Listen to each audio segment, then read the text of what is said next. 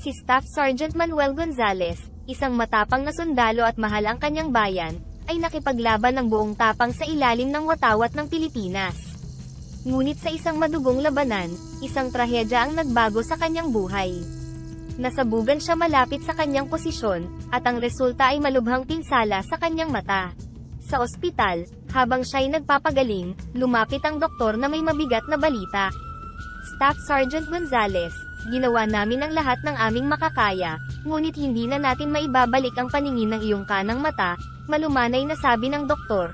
Ang kanyang mukha ay puno ng simpatsya. Napabuntong hininga si Manuel, tinanggap ang balita na may bigat sa kanyang puso. Salamat Dok, alam ko naman ang mga panganib ng aking trabaho. Handa akong harapin ang anumang kahinatnan, matatag na tugon ni Manuel, kahit pa may kirot sa kanyang puso. Sa mga sumunod na araw, habang nagmumuni-muni sa kanyang kama sa ospital, napagtanto ni Manuel na hindi na siya maaaring bumalik sa serbisyong militar. Ang kanyang kondisyon ay nangangailangan ng pagreretiro. Bagamat mahirap tanggapin, alam niyang ito ang pinakamainam na desisyon hindi lamang para sa kanya kundi pati na rin para sa kaligtasan ng kanyang mga kasamahan. Matapos ang mapait na pamamaalam ni Manuel sa kanyang karera bilang isang sundalo, nagdesisyon siyang gamitin ang kanyang mga kasanayan sa pagmemekaniko, upang buksan ang sarili niyang car repair shop sa maliit na bayan kung saan siya lumaki. Ang lugar na ito, puno ng mga alaala ng kanyang kabataan, ay ngayon ang sentro ng kanyang bagong simula. Isang umaga, habang abala si Manuel sa pag-aayos ng isang lumang kotse, isang matandang lalaki ang pumasok sa talyer na may bitbit na kakaibang lata ng langis. Ang matanda, payat at may mahabang puting buhok, ay lumapit ng may ngiti sa kanyang mukha. Manuel, naaalala mo ba ako? Tanong ng matanda. Ang kanyang boses ay mahina. Nagulat si Manuel, pinagmasdan ang mukha ng matanda, at tila may bumalik na alaala sa kanyang isip. Kayo yung ermitanyo na tinulungan ko noon sa bundok, noong may labanan sa pagitan ng militar at mga rebelde. Oo, ako nga, tugon ng matanda, na may kislap sa mga mata. Ikaw ang nagligtas sa akin noong araw na iyon. Hindi ko malilimutan ang iyong kabayanihan. Ako si Lolo Isko, at bumalik ako upang magpasalamat sa paraang alam ko. Habang pinagmamasdan ni Manuel ang matanda, bumalik ang mga alaala ng araw na iyon, ang ingay ng putok ng bala, ang takot, at ang pagmamadali nilang iligtas ang isang hindi inaasahang sibilyan na naipit sa gitna ng gulo. Lolo Isko, kumusta na po kayo? Anong nagdala sa inyo dito? Tanong ni Manuel, na ngayon ay puno ng pagtataka at interes. Hindi ko malilimutan ang araw na iyon, at nais kong magbigay ng tulong sa iyo tulad ng pagtulong mo sa akin, sagot ni Lolo Isko, iniabot ang lata ng langis kay Manuel. Ito ay hindi ordinaryong langis. Ito ay may mahiwagang kapangyarihan na magpapahaba sa buhay ng anumang makina na iyong gagamitan. Ngunit, ito ay para lamang sa iyo at sana'y walang makaalam na iba. Napaisip si Manuel habang hawak ang lata. Ang konsepto ng mahiwagang langis ay tila kakaiba at hindi kapanipaniwala, ngunit ang pagiging seryoso ni Lolo Isko at ang alaala ng kanilang nakaraang pagkikita ay nagbigay sa kanya ng dahilan upang maniwala. Paano ito gumagana Lolo Isko? Tanong niya, na may halong kuryosidad at pag-aalinlangan. Simple lang Manuel. Gamitin mo ito sa iyong mga pagkukumpuni. Makikita mo ang epekto, sagot ni Lolo Isko nang umingiti. Ngunit tandaan mo, ang sikretong ito ay dapat manatiling sa iyo lamang. Tumango si Manuel, salamat po Lolo Isko. Pangako, gagamitin ko ito ng maayos at walang makakaalam na iba tungkol dito. Sa pag-alis ni Lolo Isko, naiwan si Manuel na may bagong pagtataka at responsibilidad. Sa kanyang isip, nagsimula siyang magplano kung paano niya susubukan ang mahiwagang langis sa mga sasakyang kanyang inaayos. Nagtataka kung anong himala ang may dudulot nito sa kanyang shop at sa buhay niya. Matapos ang pag-alis ni Lolo Isko, iniwan niya kay Manuel hindi lamang ang mahiwagang lata ng langis kundi pati na rin ang pagkakataong subukan ang isang bagay na hindi pangkaraniwan. Sa simula'y may pag-aalinlangan si Manuel, ngunit ang kanyang likas na pagiging mausisa ay nagtulak sa kanya upang subukan ang kakayahan ng natatanging langis na ito. Sa sumunod na araw, isang lumang truck ang dinala sa shop ni Manuel para ipaayos. Ang may-ari, si Mang Tonyo, ay regular na kliyente ni Manuel. Dala ang kanyang truck na puno ng kalawang at may problema ang makina, lumapit si Mang Tonyo kay Manuel na may bahagyang pag-aalala. Manuel, itong truck ko sana ay tumagal pa ng ilang taon. Pero, Parang araw-araw na lang may bagong sira. Baka may magawa ka pa, sabi ni Mang Tonyo, habang ipinapakita ang kalagayan ng makina. Subukan natin Mang Tonyo. May bago akong langis dito na maaaring makatulong, tugon ni Manuel, habang dahan-daang binubuksan ang mahiwagang lata ng langis. Habang inilalagay ang langis sa makina, nakaramdam si Manuel ng kakaibang kaba. Kung totoo ang sinabi ni Lolo Isko, ito na ang magiging patunay, bulong niya sa sarili. Pagkatapos ng ilang minuto, sinubukan niyang paandarin ang truck. Unti-unting nag-init ang makina, at sa hindi inaasahang paraan, ang dating maingay at umuugong na makina ay biglang tumakbo ng maayos at mahinahon. Anong ginawa mo Manuel? Parang bago ang takbo ah. Tanong ni Mang Tonyo, halos hindi makapaniwala sa narinig na pagbabago sa kanyang sasakyan. Sinubukan ko lang po ang bagong langis na ito Mang Tonyo. Mukhang maganda nga ang epekto, sagot ni Manuel, ngunit pinili niyang hindi na sabihin ang detalye tungkol sa mahiwagang kapangyarihan ng langis. Sa loob-loob niya, napuno si Manuel ng pagtataka at tuwa. Tila ba may mahika nga ang langis na iyon. Ngunit kasabay nito ang pag-aalala, ano ba talaga ang kapangyarihan ng langis na ito? Hanggang saan ang kaya nitong gawin? Si Mang Tonyo na labis ang tuwa, ay nagpasalamat kay Manuel. Talaga yatang may kamay kang ginto Manuel. Salamat ha. Sana'y tumagal na ng husto itong truck ko. Habang lumalabas ng shop si Mang Tonyo, naiwan si Manuel na nag-iisip. Naramdaman niya ang bigat ng responsibilidad na dala ng langis. Dapat niya bang ipagpatuloy ang paggamit nito? Ano ang mga posibleng kahihinatnan? Sa kanyang pagninilay, nagdesisyon si Manuel na magpatuloy sa paggamit ng langis para sa iba pang sasakyan. Subalit, napagpasyahan niyang gagamitin niya ito ng may pag-iingat. Dapat kong siguraduhin na hindi ito magdudulot ng masamang epekto, aniya sa sarili, habang maingat na isinasara ang lata ng langis. Tila isang mahalagang kayamanan na may kakayahang baguhin ang takbo ng kanyang shop at buhay ng kanyang mga kliyente. Habang lumilipas ang mga araw, ang balita tungkol sa himalang ginagawa ni Manuel sa mga lumang sasakyan ay kumalat sa buong bayan at sa kalapit na mga lugar.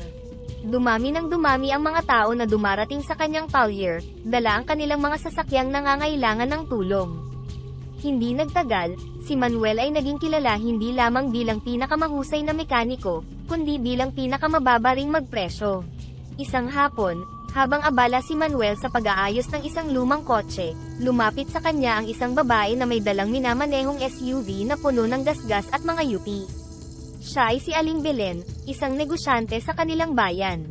Manuel, naririnig ko ang mga papuri mula sa iba. Sabi nila, parang bago ang takbo ng kanilang mga sasakyan pagkatapos mong ayusin. Pwede bang tingnan mo itong SUV ko? Malumanay na tanong ni Aling Belen. Siyempre naman po Aling Belen. Ano po ba ang problema? Tugon ni Manuel habang sinusuri ang sasakyan. Matagal na itong hindi nagagamit. Tapos, parang iba na ang takbo, at madalas pa mag-overheat, paliwanag ni Aling Belen, bakas ang pag-aalala sa kanyang mukha. Titingnan natin ang makina at cooling system niya. Huwag po kayong mag-alala, aayusin natin yan, sagot ni Manuel, na ngayon ay may kumpiyansa na sa kanyang kakayahan, salamat sa mahiwagang langis. Habang inaayos ni Manuel ang SUV, tinanong siya ni Aling Belen, Manuel bakit ang mura ng singil mo kumpara sa iba? Gayong sabi nila ay parang milagro ang nagagawa mo sa mga sasakyan. Ngumiti si Manuel, nag-aalangan kung paano ipaliwanag ng hindi ibinubunyag ang sekreto ng mahiwagang langis. Simple lang po Aling Belen. Naniniwala ako na hindi kailangang maging mahal ang magandang serbisyo. Gusto ko lang po talagang matulungan ang mga tao dito sa atin. Napangiti si Aling Belen. Napakabuti mo naman. Kakaiba ka sa ibang mga mekaniko. Saan ka ba natuto ng ganitong klaseng pagkukumpuni? Huminga ng malalim si Manuel, pinipili ang mga salitang kanyang sasabihin. Sa maraming taon po ng pagsasanay at sa ilang mga natatanging karanasan, maingat niyang tugon, umiiwas sa pagbanggit sa mahiwagang langis na nagbigay sa kanya ng natatanging swerte. Samantala, habang tinatapos ni Manuel ang pagkumpuni sa SUV ni Aling Belen, dumating si Alvin, isang lokal na negosyante na kilala sa pagiging kritiko ng serbisyo sa kanilang bayan. Manuel, naririnig ko sa lahat ng sulok ng bayan na ikaw daw ang pinakamagaling na mekaniko ngayon. Totoo ba yan? Tanong ni Alvin na may pagdududa sa kanyang tinig. Ngumiti si Manuel, subukan niyo po ang serbisyo ko, at kayo na po ang humusga. Talaga lang ha? Sige, ipapatingin ko ang aking van sa iyo bukas. Pero Manuel, Sana ay hindi katulad ng iba na puro puri lang pala, hamon ni Manuel na may bahid ng pagsubok. Sa loob-loob ni Manuel, kahit paano ay may kaba siya sa pagtanggap ng hamon ni Alvin, ngunit pinanatili niya ang kanyang kumpiyansa. Walang problema Alvin. Aasahan ko po ang pagdalaw ninyo bukas. Matapos umalis ni Aling Belen at Alvin, naiwan si Manuel na nagmumuni-muni. Natutuwa siya sa pagdami ng kanyang mga kliyente at sa pagkilala sa kanyang serbisyo, ngunit bahagyang nababahala rin siya sa posibleng mga kahihinatnan kung sakaling matuklasan ng iba ang tungkol sa mahiwagang langis. Kinabukasan, maaga pa lang ay abala na si Manuel sa paghahanda ng kanyang shop para sa inaasahang pagdating ng van ni Alvin. Kahit na siya ay may kumpiyansa sa kanyang kakayahan, hindi may kakaila ang bahagyang kaba sa kanyang dibdib. Ang paghusga ni Alvin ay maaaring magkaroon ng malaking epekto sa reputasyon ng kanyang negosyo. Tulad ng inaasahan, dumating si Alvin sakay sa kanyang van na may ilang taon na ring ginagamit at may mga palatandaan ng matinding paggamit. Sa pagbaba ni Alvin, agad siyang sinalubong ni Manuel ng may ngiti. Magandang umaga Alvin. Ito ba yung ipapaayos mo? Halika at tingnan natin ang mga problema, bati ni Manuel. Magandang umaga Manuel.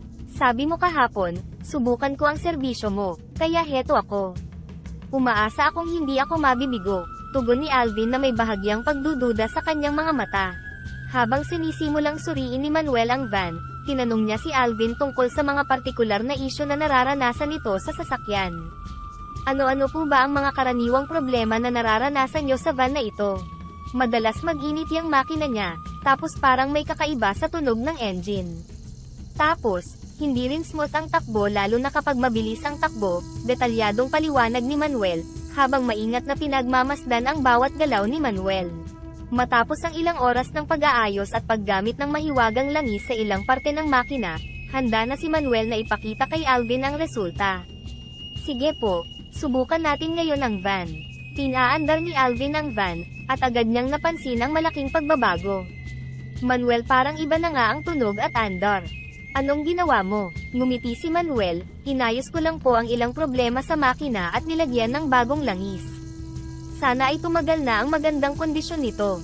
Habang pinagmamasdan ni Alvin ang pag-andar ng kanyang van, unti-unting nagbago ang ekspresyon ng pagdududa sa kanyang mukha patungo sa pagtataka at kasiyahan. Magaling ka nga Manuel. Aaminin ko na may pagdududa ako kanina, pero ngayon, nakikita ko na kung bakit maraming magagandang balita tungkol sa'yo. Pasensya na kung medyo matigas ang pagtanggap ko noong una. Habang pinapakinggan si Alvin, nadama ni Manuel ang isang malalim na ginhawa at kasiyahan. Ang pagkilala at pagpapahalaga mula sa isang kilalang kritiko sa bayan tulad ni Alvin, ay nagbigay sa kanya ng dagdag na kumpiyansa sa sarili niyang kakayahan at sa lihim na tulong ng mahiwagang langis. Salamat Alvin. Ang mahalaga po ay nasiyahan kayo sa serbisyo ko. Palagi ko pong sinisikap na maibigay ang pinakamahusay na gawa ko, sagot ni Manuel, pinapanatili ang kababaang loob sa kabila ng papuri. Si Alvin, na ngayon ay mas naniniwala na kay Manuel, ay nagpatuloy, talaga Manuel. Hindi lang ako ang masaya, tiyak kong marami pang iba sa bayan na ito ang makikinabang sa husay mo. Pasensya ka na ulit kung nagduda ako sayo nung una. Nagpaalam si Alvin na may ngiti, habang iniisip ni Manuel ang mga susunod na hakbang. Ang tagumpay ngayong araw ay isang malaking hakbang, ngunit alam niya na ang paggamit ng mahiwagang langis ay may kaakibat na responsibilidad. Sa bawat paggamit, nararamdaman niya ang pangangailangang maging mas maingat, hindi lang sa teknikal na aspeto ng pagkukumpuni kundi sa etikal na aspeto ng kanyang serbisyo. Habang lumilipas ang araw, nagpatuloy ang daloy ng mga kliyente. Bawat isa, mula sa simpleng mamamayan hanggang sa mga negosyante tulad ni Alvin, ay umuuwi na may ngiti sa kanilang mga labi dahil sa kahusayan ng pagkukumpuni ni Manuel. Ang kanyang shop ay hindi lamang naging isang lugar para sa pag-aayos ng mga sasakyan kundi isang simbolo ng integridad at dedikasyon sa kanyang komunidad. Ngunit sa loob-loob ni Manuel, isang tanong ang patuloy na bumabalik sa kanyang isipan, hanggang kailan niya itatago ang sikreto ng mahiwagang langis. Ang bawat papuri at tagumpay ay nagdudulot ng parehong kasiyahan at pangamba, dahil sa bawat paggamit ng langis ay may kaakibat na takot sa posibleng kahihinatnan kung ito ay matuklasan. Sa pagtatapos ng araw, habang minamasdan ni Manuel ang paglubog ng araw mula sa pintuan ng kanyang shop, nangako siya sa kanyang sarili na patuloy na gagamitin ang kanyang kakayahan para sa kabutihan, ngunit may bahid ng pangako na balang araw, Kapag ang tamang panahon ay dumating, ay ihahayag niya ang tungkol sa mahiwagang langis, at sana sa oras na iyon ay handa na ang kanyang komunidad na tanggapin ito, hindi bilang isang banta kundi bilang isang biyaya. Habang patuloy ang pag-unlad ng negosyo ni Manuel, nakita niya ang oportunidad na hindi lamang palaguin ang kanyang talyer kundi pati na rin ang makatulong sa iba. Ang dating maliit na espasyo ay lumawak, at ngayon ay isa na itong malawak na garahe na may sapat na espasyo para sa maraming sasakyan at trabahador. Kasabay nito, naitayo niya ang isang mas komportableng tahanan para sa kanyang pamilya at nakabili ng isang mapagkakatiwalaang sasakyan para sa personal na gamit. Ngunit sa gitna ng mga material na tagumpay na ito, may kakaibang bigat na naramdaman si Manuel. Isang gabi, habang nakaupo siya sa kanyang bagong tahanan, napagtanto niya na ang tunay na kaligayahan ay hindi lamang nagmumula sa mga material na bagay. Napagpasyahan ni Manuel na gamitin ang kanyang mga natutunan at yaman hindi lamang para sa sarili kundi para din sa kapakanan ng kanyang kapwa. Nagdesisyon siyang kumuha ng mga tao na nangangailangan ng trabaho at nais matuto ng pagmemekaniko. Isang araw habang nagtatrabaho, isinama niya ang mga bagong tauhan sa isang pagpupulong. Mga kaibigan, salamat sa pagiging bahagi ng ating talyer, simula ni Manuel. Nais kong ibahagi sa inyo hindi lang ang aking kaalaman sa pagkukumpuni kundi pati na rin ang aking pananaw sa negosyo. Ang bawat isa sa inyo ay may potensyal na hindi lang maging mahusay na mekaniko, kundi maging negosyante din balang araw. Ang mga tauhan, karamihan ay mga kabataan mula sa iba't ibang bahagi ng bayan, ay nakikinig ng may paghanga at pag-asa. Kuya Manuel, paano po kami magsisimula? Hindi naman po lahat sa amin ay may puhunan para magtayo ng sariling shop, tanong ng isa sa kanila, si Jericho, na may halong pag-aalangan. Ngumiti si Manuel at tumugon, Jericho, at sa inyong lahat, ang pinakamahalaga ay ang dedikasyon at ang kagustuhang matuto. Huwag kayong mag-alala sa puhunan. Tutulungan ko kayo na makahanap ng mga paraan, maaaring sa pamamagitan ng pag-ipon o paghahanap ng mga loan na makakatulong sa inyo. Ang kailangan nyo lang ay magsimula sa maliit. Sa mga sumunod na buwan, bukod sa pagtuturo ng teknikal na kaalaman, isinama rin ni Manuel ang mga aralin tungkol sa pamamahala ng negosyo, etika sa trabaho, at kahalagahan ng serbisyong may integridad. Dahil dito, marami sa kanyang mga tauhan ang unti-unting nakapagtayo ng kanilang sariling mga shop sa tulong ng gabay at suportang pinansyal na naibigay ni Manuel. Ang kanyang dedikasyon sa pagtulong ay hindi lamang nagbago ng kanilang mga buhay kundi nagdala rin ng bagong pag-asa sa komunidad. Isang gabi, habang pinagmamasdan ni Manuel ang mga bituin sa langit mula sa harap ng kanyang tahanan, naramdaman niya ang isang malalim na kasiyahan. Ang kanyang desisyon na magbahagi ng kaalaman at oportunidad ay lumikha ng isang legasiya na higit pa sa kanyang inaasahan. Sa kanyang puso, alam niyang natagpuan na niya ang tunay na kahulugan ng tagumpay at kaligayahan, ang magbigay ng inspirasyon at tulong sa iba.